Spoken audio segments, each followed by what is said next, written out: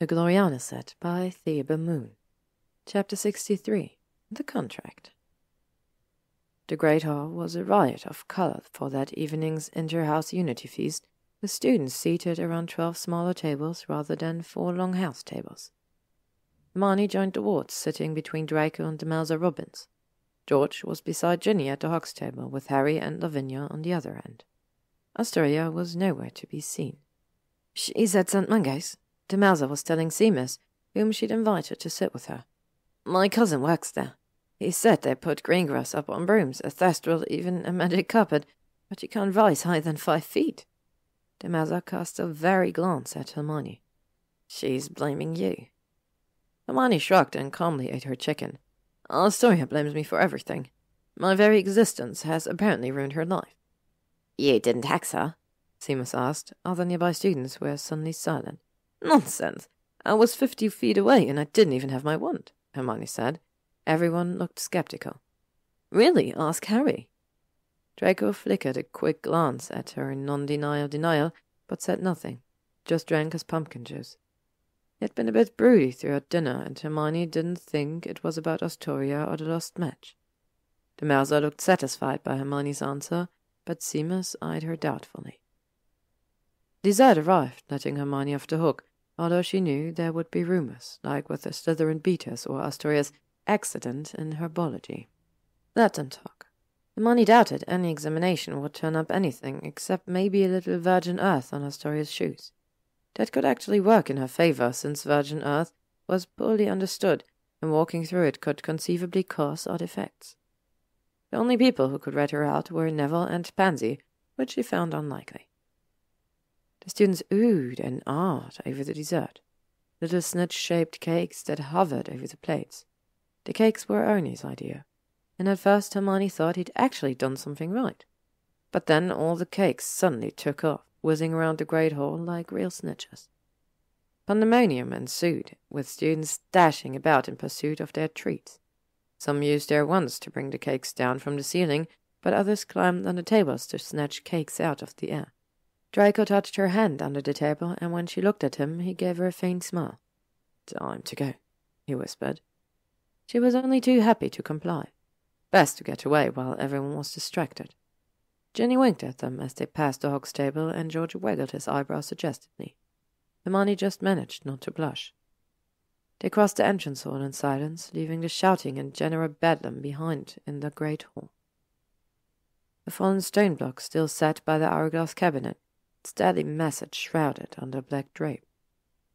"I saw a very odd sight earlier today," Draco said as they descended the stairs. "A flock of pigeons was hopping outside the castle doors, unable to fly higher than a foot off the ground."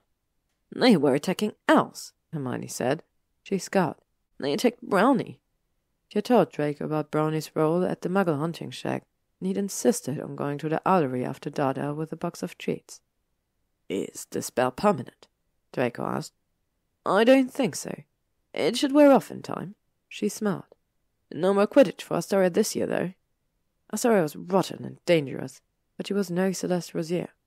"She'll likely have an affinity for the earth from now on, though. Might affect her flying speed." They were approaching the Slytherin dungeons now, and Hermione's heartbeat increased. He could guess where they were heading, and although he'd slept twice in her bed, plus the room of requirements, accompanying Draco to his bedroom felt more purposeful. She looked up at Draco to see him avoiding her eyes and flushing lightly. He felt it too. "Well, well," the snake charmer portrait sneered. "The nosy little hellebore is back. I assume you're not looking for theatre this time." Painted Cobra hissed. The charmer turned to Draco. "It is better to be feared than loved," he said. "Only if you cannot be both," Draco answered. "You'd speak Slytherin secrets in front of a Gryffindor?"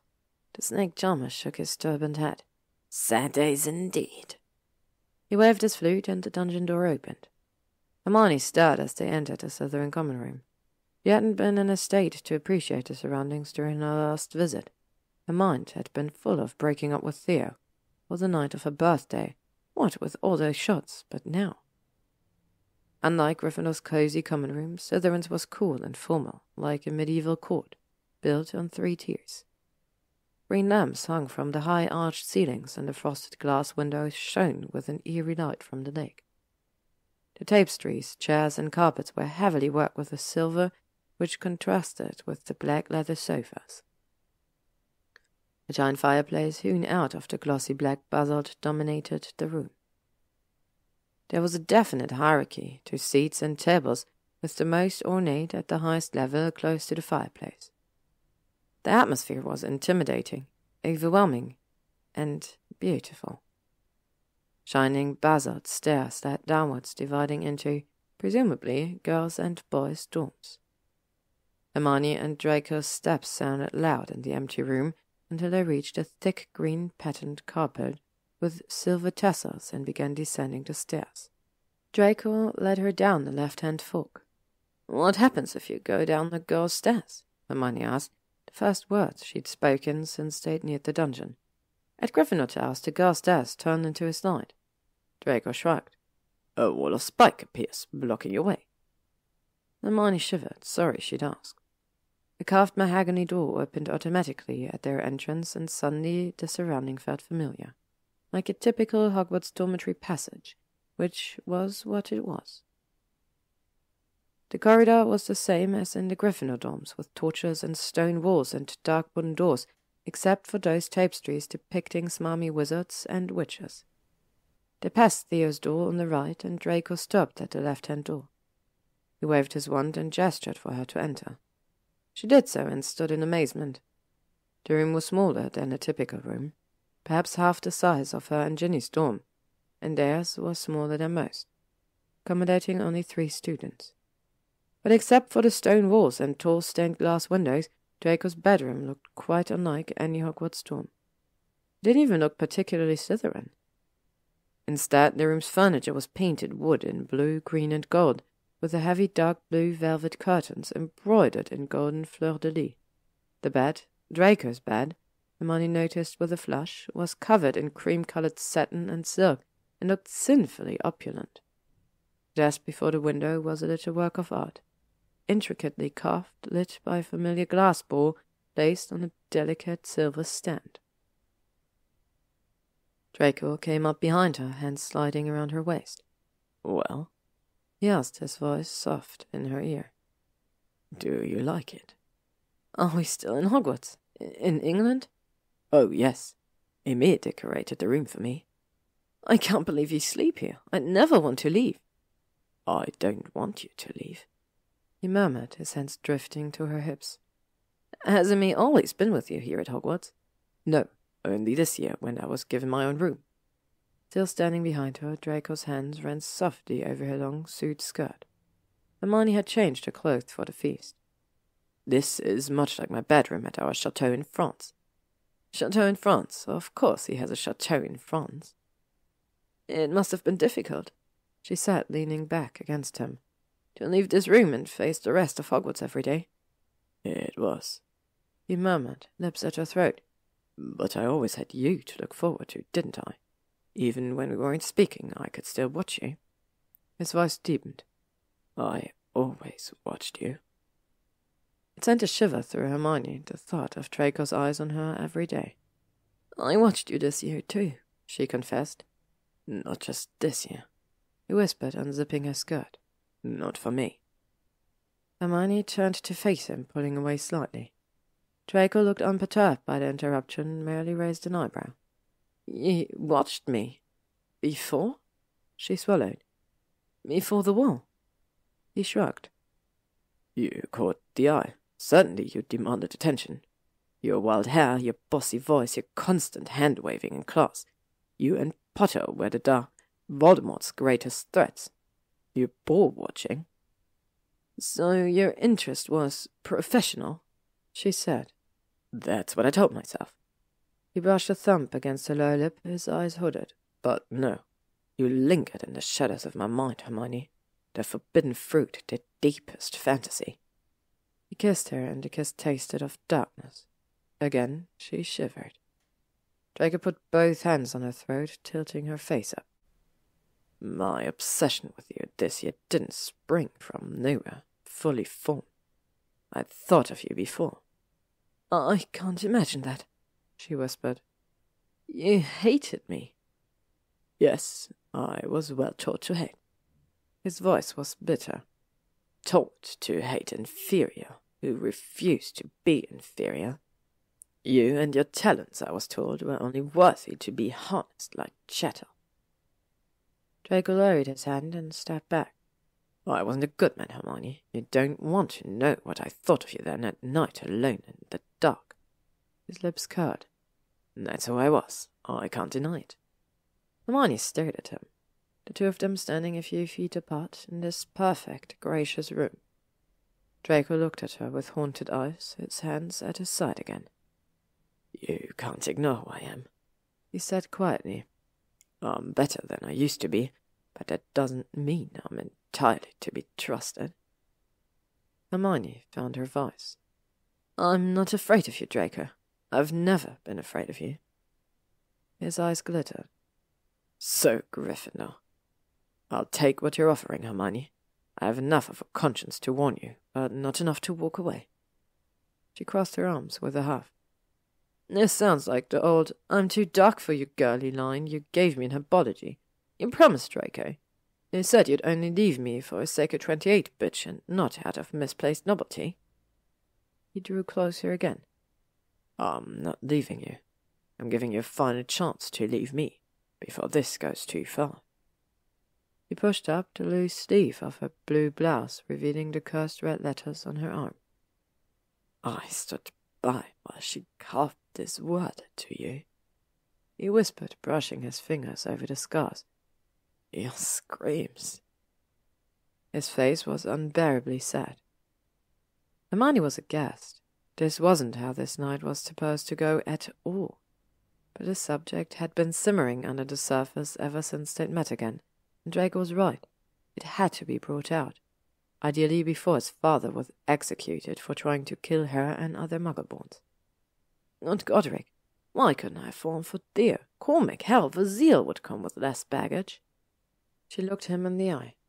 You have aided and abetted evil, Draco, and you have committed evil acts yourself. But you're not an evil person. I'm not a perfect heroine. We are now just two self-absorbed people who overthink everything. Hermione expected Draco to smile at that, but his face remained stony, his hand still on her arm. I will not let you be hurt again, not even by me, he said harshly. Do you hear me? I will not allow. Draco, she said, trying to stay calm. You can't protect me from everything for the rest of my life. I can certainly fucking try, he snapped. Hermione stepped backward, pulling her arm away. I'm not sure which is more alarming, your protective instincts or your basal ones. Draco simply looked at her, unsmiling with those silver eyes. I know one thing for sure, Hermione continued. I don't want to have this conversation again. You've made your point, Draco. You've done your due diligence. I'll sign a bloody contract if you want. Hermione began writing in the air, much like Neville had with his imaginary reference letter. I, the undersigned, she recited, acknowledge I will be sleeping with a former Death Eater, a former deadly enemy who meant me nothing but harm in the past, who has served evil, has ruthlessly bullied me and my friends, and has had sick, perverted dreams about me that would likely strike me deaf to hear about them. His sins are uncounted, and his soul is troubled, and his feelings for me waver on the edge of obsession. No matter how this relationship turns out, there's a good chance he'll haunt my steps in some way for the rest of my life. She lowered her hand and glared at him. Does that cover everything, Draco Lucius Malfoy? Have I left anything out? If so, let's add any necessary addendums so I might possibly get late tonight. Draco was staring down at her, his jaws sagging in shock. Then he blinked twice and seemed to get himself in hand. No, he said in a small voice she'd never heard before. As usual, you've been quite thorough. He seemed utterly unable to move, so it was up to Hermione to step up to him, sliding her hands up his chest to his throat, pulling down his face to hers. It was one of the bravest things she'd ever done in her life. Draco was frozen under her touch for an instant, then he seized her, crushing her to him. His kisses were hard and heated, entirely overwhelming. Hermione was beginning to realize, always going to be a sort of desperation to their kisses. As if she and Draco were stealing something they weren't supposed to have and could never keep. She pushed the thought aside. She would have Draco, and she would keep him, no matter what he said. Hermione had imagined their first time, and their thoughts had run fairly rampant on the topic lately. She'd envisioned an evening of soft, sweet, romantic touches and words. The setting certainly suited such moments, and Draco had proven himself surprisingly sweet in their times together. She'd thought this night would be a fresh start, putting the horrors of war behind them. Instead, they had spoken of darkness, twisted obsession, and a murky, uncertain future. A good sign or a bad one? Draco lifted her easily and carried her to the bed. Hermione tore her mouth from his. "I don't want a fresh start," she gasped. "We'll never be those people. I want the darkness." "Then you've come to the right place," Draco said, laying her down on the pearl-embroidered silk and arching over her. His eyes burned, and Hermione felt a warm hand at her breast and heard the sound of ripping fabric. "I'm not a patient man." "I think you've been very patient," she said. She tugged at his cream-colored jumper until he pulled it over his head. His tie fell, slapping her face, and she couldn't help smiling as she quickly unraveled the green cloth and tossed it aside. "You gave me no choice," he growled. Hands were pulling down her unzipped skirt, followed by her shoes and tights until she lay in her underwear, with Draco naked from the waist up.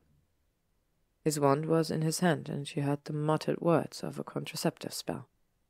Hermione had been on the pill since the summer, but if any situation in her life demanded extra caution, that was it. Her heart was pounding. This was really happening. There was no going back now. Draco peeled off his trousers and underwear, and she could see his whole body was flushed, his eyes almost wide. He pushed her down on the coverlet, his kisses rough, aggressive, and she responded in kind, feeling his hand roughly tearing off her knickers. She groaned at the feeling of skin on skin. Her hands were over her head, trapped by hard fingers on her wrists. The rest of her body was covered by his. "No use resisting," Draco whispered. "I'm not resisting," she managed to gasp. His eyes glinted like crystal. "Shame." Draco released one hand to dip his fingers into her. "So wet," he breathed. Hermione only nodded. She was soaked. "Please." "I like it when you back, Granger," he said in that old snarky tone straight from the beginning of the school year. It only roused her more. "Please, Malfoy." Hermione opened her eyes. "No!" He thrust into her hard and gasped, and Hermione cried out. A single word pounded through her head. "Mine, mine, mine." "Yes," he gasped brokenly. "Yours." She hadn't realized she'd spoken out loud. Draco's entire persona melted away upon entering her, and now he was kissing her with a sweeter passion. He thrust again and again so hard her nerves, already overstimulated, simply collapsed, and she came in a series of wails that echoed in the room. Draco came as well, and they both collapsed boneless on the bedspread. They hadn't even made it under the covers. He held her afterwards, flushed and panting, and neither said a word. Hermione was still trembling, and Draco's lips were in her hair. "I'm sorry," he whispered. "I usually last." "It was perfect," Hermione whispered back, and it was. Her mind would have cracked if he'd lasted much longer. Finally. Draco didn't answer, and she didn't know how long they lay there, mute and intertwined, the only sound their ragged breaths. Eventually he shifted and picked up his wand from the nightstand again. He cleaned the comforter with a nonverbal spell, then lifted Hermione and tucked her under the covers in a rather businesslike way. Then he replaced his wand and joined her. Hermione moaned at the feeling of silk sheets, and he pulled her to his side, wrapping around her. "You will stay with me tonight." His voice brooked no objections. "Yes," she managed to answer, "but only because I like Amy's scones." Draco shifted so he could look down at her face, fingers pulling out a sing-along curl. "You are so very beautiful, Hermione," he said quietly. "I can't believe you are here with me." She couldn't believe it either, really. And he was very beautiful, too. all sweet and flushed. He brushed his lips with her own fingers, and he bent his head to kiss her. There was no darkness in his kiss this time, like it had been patched, for now. "There will never be another for me," he said, his voice so low she could hardly hear it. "I've accepted it now. It's you or nobody." Hermione opened her mouth, then shuddered at a shake of his head. "You don't have to say the same. I'd prefer it if you didn't." His eyes looked a bit sad. "You have so much love, Hermione. You care for people who don't deserve it, for people you don't even know, for vampires and half-neasels and hags and nocturnelli. I don't have that kind of heart. I care for my mother, my friends, all two of them, and you. That's it." "You might surprise yourself, Draco," Hermione managed to say, thinking of his adoring squeaky mice. He gave a tiny shrug and pulled lightly at her hair. "We'll see. If I've learned anything with you, it's that anything is possible." Anything is possible.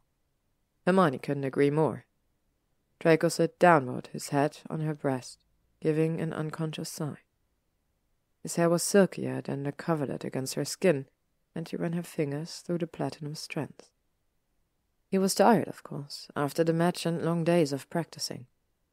Hermione's eyes closed and her hands stilled, and so they slept, fingers twined in each other's hair like children, wrapped in warmth and magic and safety. Hermione woke to pounding on Draco's door, and for a moment she had no idea where she was. She was lying atop Draco, who was flat on his back, both of them wrapped in cream silk. The sunlight through the window was strange and watery, and she looked blearily at the bed's gold brocade hangings until the shouts on the other side of the door began to hurt her ears. "Draco!" shouted a voice on the other side of the door. A man's voice. It sounded like Blaise. "What?" Hermione mumbled. Draco opened his eyes, frowning. "Damn it, Draco! Get your ass out of bed!" Blaise shouted. "It's an emergency!" With a groan, Draco rolled out from under Hermione, sliding out of bed. He stuck naked to the door, opening it slightly. Hermione squeaked and burrowed under the covers. "What in Salazar's name could you possibly fucking want, Blaise? Now piss off or—" "Draco, you have to go get upstairs. We've got— What time is it?" "About 6:30, Draco, you have. I don't have to do shit until ancient runes at 9. If you kindly fuck—" A loud crack caused Hermione to pop out from under the covers. "Mademoiselle," Amy cried in a high-pitched squeal. "Master Draco's paramour. Merveilleux!" "Paramour?" called Blaise's voice. "You have Hermione in there? Thank Salazar, Hermione!" Draco's hand slammed against the door jamb, blocking the door with his arm. "You are not seeing Hermione, Blaise." "Merci, Amy," Hermione said, trying out her rudimentary French. Amy beamed and set her silver tray on the bed. Elf magic was simply amazing. How else would Amy know just when Draco truly woke up and then arrive on the dot? Hermione unfastened her Gloriana hair clip and used it to pull back her curls. Amy's eyes bugged out even more than they naturally were. "La maîtresse," Amy breathed. "Did you just call me a mattress?" Hermione asked Draco, who had pulled back his arm and turned on it politely at Amy, heedless of his naked state. "Mistress," he told Hermione, amused. "As in lady, not illicit lover." He gave her a smirk. "Unless you prefer the latter." Hermione smiled back, pleased to see the sparkle in his eyes. His smile widened as he looked her over, sitting up naked in his bed with the sheets around her waist. "Amy," Draco softly commanded, not taking his eyes from Hermione. "Why don't you leave the tray and run along now?" "He has Hermione in there," she heard Blaise tell somebody in the hall. "No, that's a good thing." Blaise stuck his head through the door that Draco had carelessly left ajar. "Hermione, we need you upstairs too." "Blaise!" Hermione and Draco said in unison, Hermione pulling up the sheets. "I said get the fuck out of here!" Draco snapped at Blaise. "I don't care what your emergency is, can you?" "Hermione, we need you," Blaise said, resisting Draco's effort to push him back into the hallway. "More than we need this asshole. Please, you have to come out." Blaze's dark eyes were wide and his hair actually slightly ruffled. "Why? What's going on?" Hermione asked, suddenly concerned. She scrambled to her knees, the coverlet tucked around her torso, one leg sticking out. Draco moved to block Blaze's view, and she craned her neck to look around Draco's body. "Aurors are trying to break into the Slytherin dungeons," Blaze said. "They have a warrant to arrest Theo." To be continued. Next up, the Aurors are back. Hermione is unconvincing. Thank you for listening to this chapter of the Gloriana set by ThebeMoon. If you would like to stay up to date on upcoming chapters and stories, you can follow me on YouTube, Spotify, or AO3.